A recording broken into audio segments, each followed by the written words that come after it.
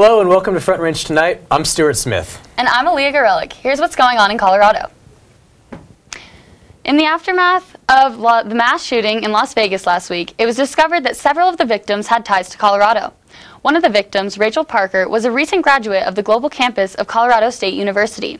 Parker graduated from CSU Global this past May with a degree in Human Services and worked for 10 years as a records technician for the Manhattan Beach Police Department in Southern California.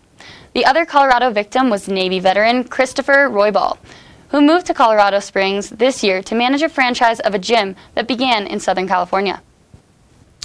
One effect of the Vegas shooting is that many members of Congress have come out in support of banning the bump stocks that the shooter used. After Republican Speaker of the House Paul Ryan said that he'd be open to a vote about banning bump stocks, Colorado Senator Michael Bennet co-sponsored a bill that would do just that. In a press release, Bennet said, "This common-sense bill would fix a glitch in the law that allows people to avoid restrictions on converting firearms into murder weapons with no practical recreational use." With the NRA saying that it would be open to reviewing the legality of bump stocks, Bennet and his fellow co-sponsors could have an easier time getting this legislation passed than in the past. In the same release, Bennett's office says that the Automatic Gunfire Prevention Act makes clear that its intent is to target only those accessories that accelerate a semi-automatic rifle's rate of fire, adding, "Legitimate accessories used by hunters would be exempt." On the floor of the Senate last week, Bennet brought it back to the Vegas shooting, saying, "I know we can't stop every madman or every random act of violence in this country, but that doesn't mean we shouldn't make them less likely." Well, it's been a month now since our last show when we covered ASCSU attempting to impeach their president, Josh Silva. Yeah, last Wednesday. ASCSU ratified the impeachment committee, and Speaker of the Senate, Isabel Brown, accepted Senator Caradwin's finalized petition against President Silva. The finalized petition removed allegations of harassment and discrimination, along with an allegation that Silva went to Senate intoxicated.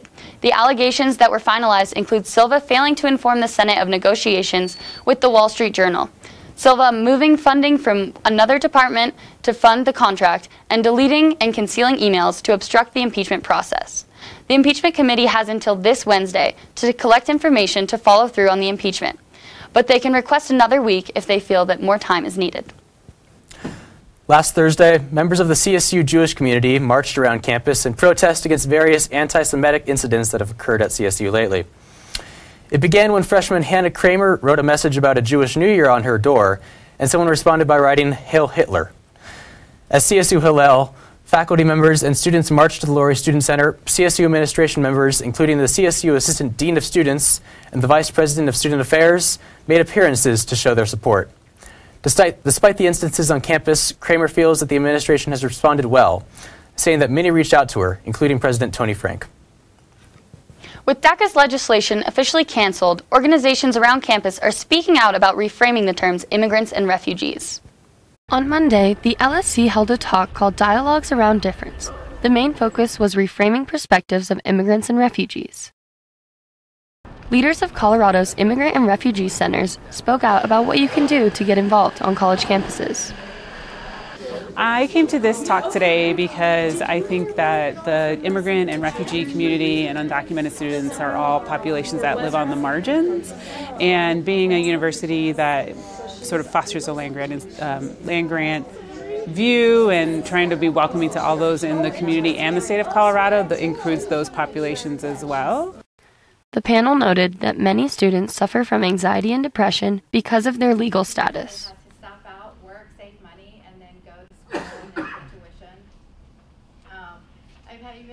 As we look at what happens around the world in general and our history of being, all of us are immigrants somewhere. I'm participating in the Dialogues Around Difference conversation today in that capacity because I am here to speak about immigration and what's happening with refugees at the national level, but also how we can get involved at the local level. CSU has approximately 189 students that are being affected by DACA. So, refugees and immigrants, it's an issue of human dignity. Refugees and immigrants, it's an issue of shared prosperity, right? And so framing and reframing the way we talk about immigrants and refugees is talking about refugees and immigrants as contributors to our community. Speaking out about refugees and immigrants is a point of resistance to shift the master narrative. Activism helps those who are undocumented have a voice.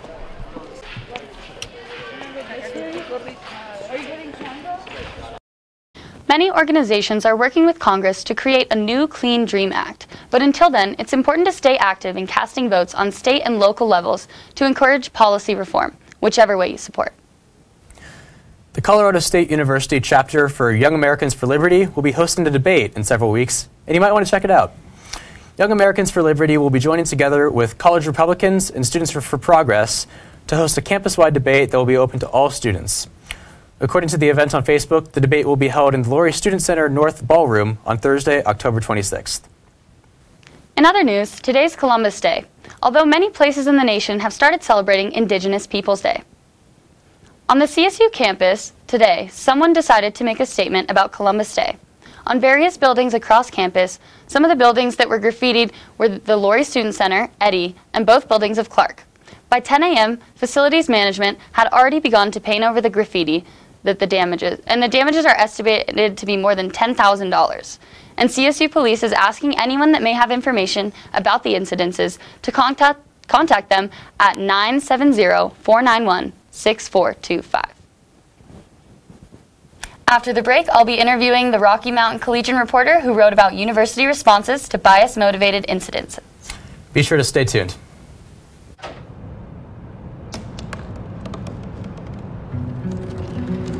They said I couldn't dream.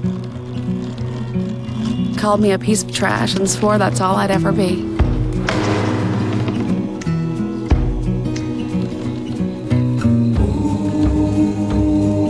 Said a bottle couldn't see the ocean.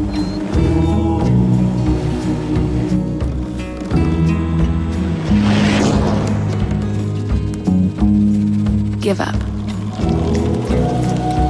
Go back to the dumpster.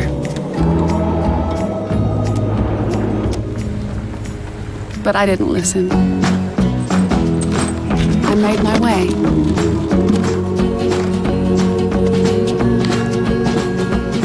And now, I am what I've always wanted to be.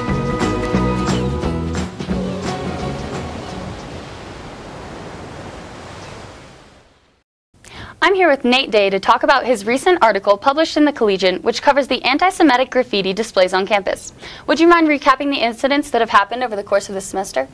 Yeah, absolutely. So my article focused on 3 events, the first being the noose incident that occurred in Newsom Hall, and the second being 2 anti-Semitic events, one where Hail Hitler was written on a Jewish student's door in Laurel Village, I believe, and then a second where a wireless network was renamed to F Jews in another dorm on campus. Mm-hmm. And what would you say is the main reason students feel unsupported by the actions that administration have taken prior to these actions? I think that students feel unsupported because there has been a lack of action taken by administration. In these cases in particular, my job is to gather the facts and present them. And it was pretty clear after doing the research that there wasn't enough happening for these students after these events took place to make them feel comfortable on campus. Mm-hmm. And given your research, what do you think administration can be doing to sort of help facilitate a more inclusive feeling on campus? Well, they've actually been working pretty tirelessly since the article was published. They met with Elijah Thomas today, who was the RA that found the noose in Newsom, to talk about how they can better address race relations here, including being more transparent, integrating more people of color onto the campus, lots of that kind of thing. Cool. And how do you think America's current political climate is contributing to the way things have been going down on campus? I absolutely think that it plays a huge role. I don't think that this stuff would be happening so frequently if we weren't involved in the current political situation that we're in now. I think hate exists no matter what, and there's nothing we can do to stop that. But I think that when it's perpetuated the way it is now, it becomes a lot easier for students to act on that hate and do these things like hang a noose in front of an RA's door. Mm-hmm. And what did you find in your research that had really surprised you? I was sort of surprised about the anti-Semitic events in general. That sort of changed the direction of the article because I was originally just going to write about students of color not being supported, but then it popped up that these 2 anti-Semitic events had happened and that no one had received any communication about them whatsoever. And I felt like that was extremely important that people hear that, that happened, because we got no communication whatsoever from anyone in the university. What has Tony Frank done about the anti-Semitic acts? Personally, there's not a lot they can do because they haven't caught anybody. And that's a privacy issue due to it taking place in the dorms. But he has, like I said, today he met with Elijah Thomas, and I think Elijah was sort of speaking on behalf of not just African American students, but students of marginalized populations in general and how they're feeling on this campus. So Tony is doing his best to really focus on how to make this a more inclusive campus for everybody. Nice. Well, thank you so much. This was Nate Day.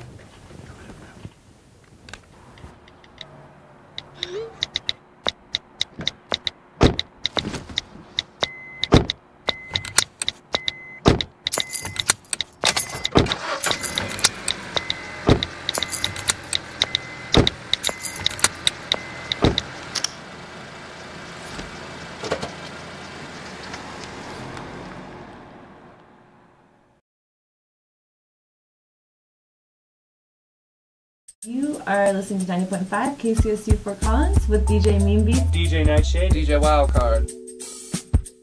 Music to me is one of the best creative outlets that I can think of. An escape from the real world. Music to me is an expression of love. Go from like folk to hip hop to like classic rock, 1960s bossa nova. With music, there's like no boundaries. I work here because I love music, and you do too.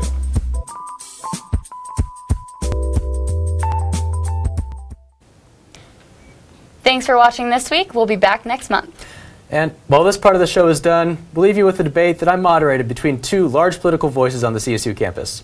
In it, Juan Caro and Alec Brust discussed the current state of immigration in the United States. Thanks for watching. Hello, Rams, and welcome to Clash of Rams Episode 2. I'm your host, Stuart Smith. And I'm Alec Brust. And I'm Juan Caro. And on today's episode, we will be discussing immigration and DACA.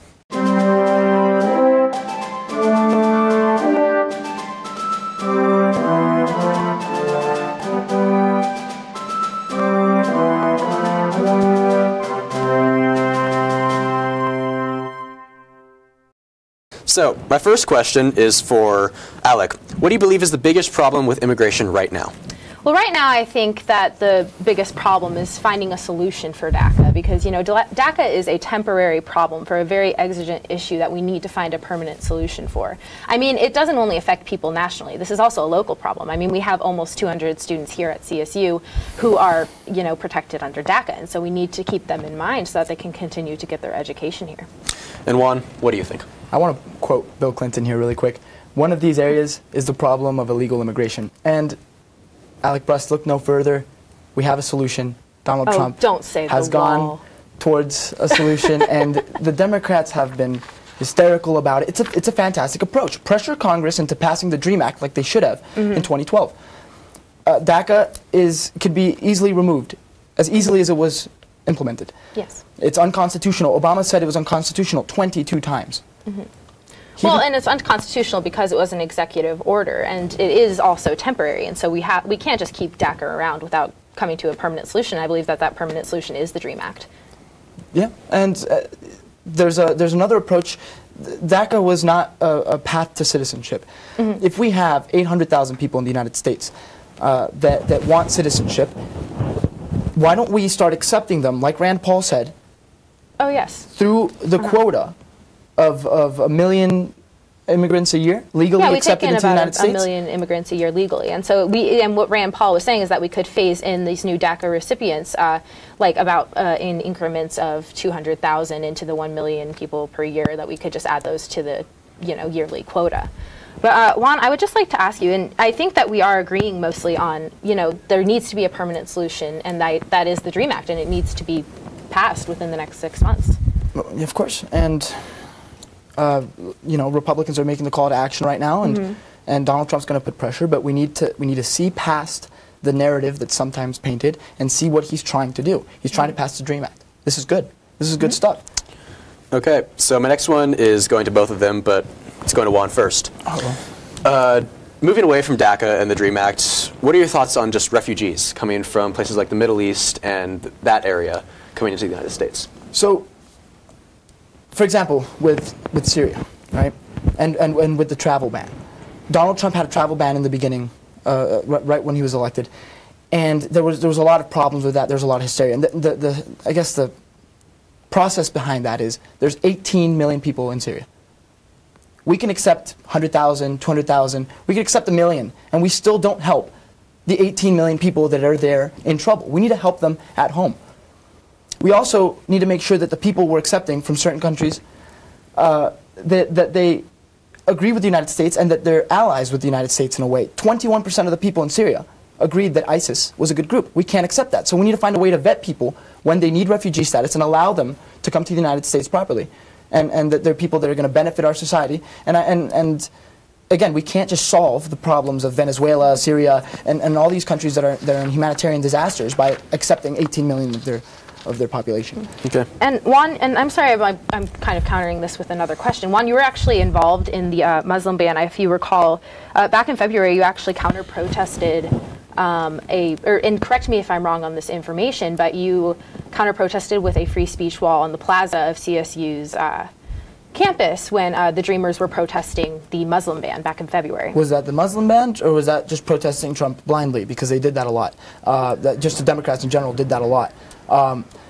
That was also us trying to get our point of view across. We have people that just want open borders, and we want to explain that there are consequences to open borders. So, and I'm an immigrant. I came here legally. I'm one of the million people that came to this country legally back in 1999.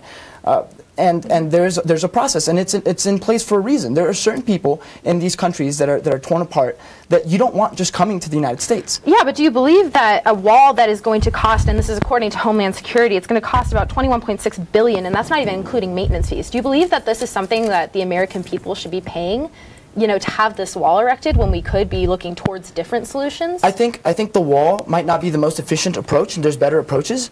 Just by Donald Trump being elected alone, illegal immigration has dropped down 47%.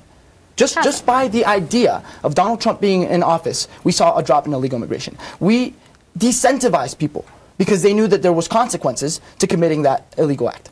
So the wall might not be the most efficient, but we do need to secure our borders. We can't just allow this to continue.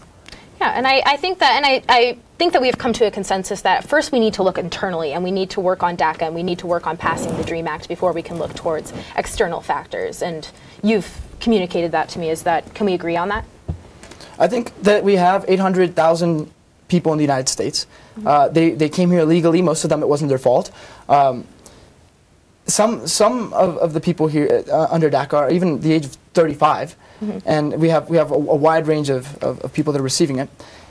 These people have gone through background checks, they've gone through fingerprints, and we accept 1 million people a year. So we should start accepting them, but we should close DACA so that we're not incentivizing more people to come illegally to the United States under these programs. Propose like similar to Reagan's amnesty plan that he passed when he was in presidency regarding to immigration, or do you just believe that we should phase them in, such as the Rand Paul plan? I think we're on. We got to do it step at a time, one step at a time, and we're on the right track. We get rid of this incentive, and we start allowing them, and like Rand Paul said, would be great. But we can't just increase our quota. Yeah.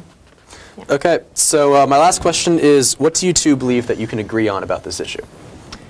Well, Stuart, I think that we can agree that, and like I stated earlier, I believe that we need to look internally and focus on the DACA recipients and passing the DREAM Act first before we look towards anything else. And then we can look towards something similar to what Juan was suggesting and what Rand Paul was suggesting of phasing in these DACA recipients and then looking towards those external factors and moving forward with immigration from an external point of view. I in a way agree. I think that the 6-month plan that Trump placed there to protect the recipients and to pressure Congress is important, and we're going to shift. We were in a dangerous spot where a court could have easily shot down DACA, and we would have 800,000 people in a worse spot than they are today with Trump's plan. So it's a proactive approach instead of a reactive approach. We could be scrambling in 3 months because we didn't see the consequences, and a court could have shot it down the same way they shot down DAPA. Well, Rams, thanks for watching Clash of Rams this week. Be sure to tune in 2 weeks to watch the next episode. Thanks, guys. Thank you very much. God bless.